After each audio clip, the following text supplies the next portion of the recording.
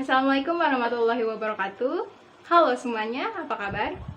Perkenalkan, nama aku Karina Dhania Amira. Aku di sini akan menjelaskan mengenai subjek hukum internasional.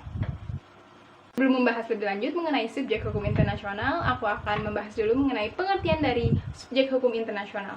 Pengertian secara umum mengenai subjek hukum internasional adalah pihak-pihak pembawa hak dan kewajiban hukum dalam pergaulan internasional.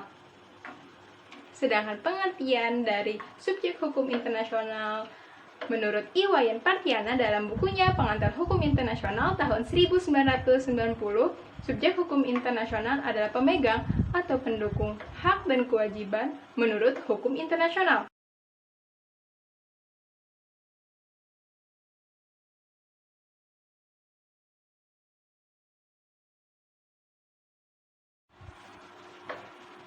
Pertama, negara.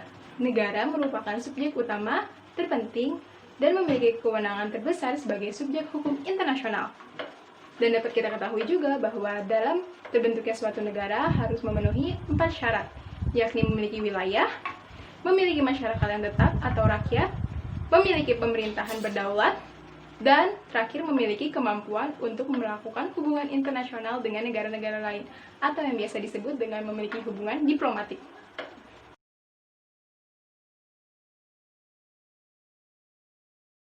Kedua, Vatikan, atau biasa disebut dengan Tahta Suci, merupakan subjek hukum internasional yang sifatnya terbatas.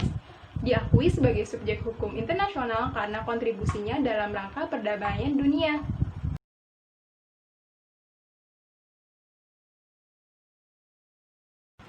Ketiga, Palang Merah Internasional atau biasa disebut dengan ICRC, merupakan subjek hukum internasional yang sifatnya terbatas.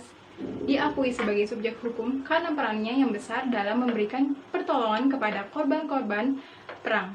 Serta ICRC hingga saat ini masih diakui oleh masyarakat karena memiliki kontribusi yang besar dalam pertolongan di wilayah konflik.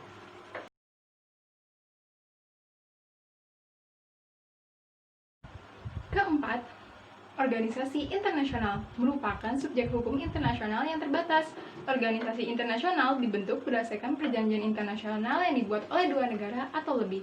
Dasar hukumnya adalah Advisory Opinion Mahkamah Internasional dalam Repertory Case tahun 1949.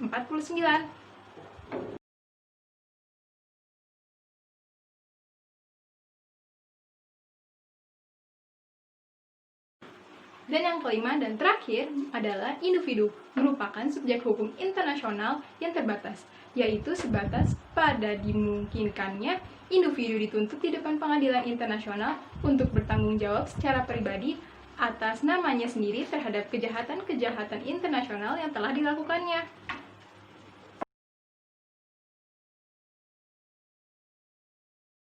Setelah kita membahas mengenai pengertian dari subjek hukum internasional dan macam-macam dari subjek hukum internasional, pembahasan berikutnya dan pembahasan terakhir ialah membahas mengenai kemampuan dari subjek hukum internasional. Kemampuan dari subjek hukum internasional yang pertama yakni ialah mampu menuntut hak-haknya di depan pengadilan internasional dan nasional. Kedua, menjadi subjek dari beberapa semua kewajiban yang diberikan hukum internasional. Ketiga, mampu membuat perjanjian internasional yang sah mengikat dalam hukum internasional. Keempat, menikmati imunitas yurisdiksi pengadilan domestik. Sekian pemaparan dari video saya mengenai subjek hukum internasional. Kurang lebihnya mohon maaf.